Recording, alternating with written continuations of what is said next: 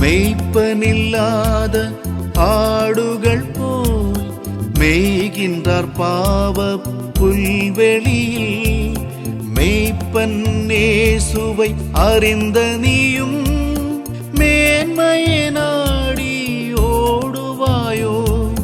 மேன்மையை நாடி ஓடுவாயோ?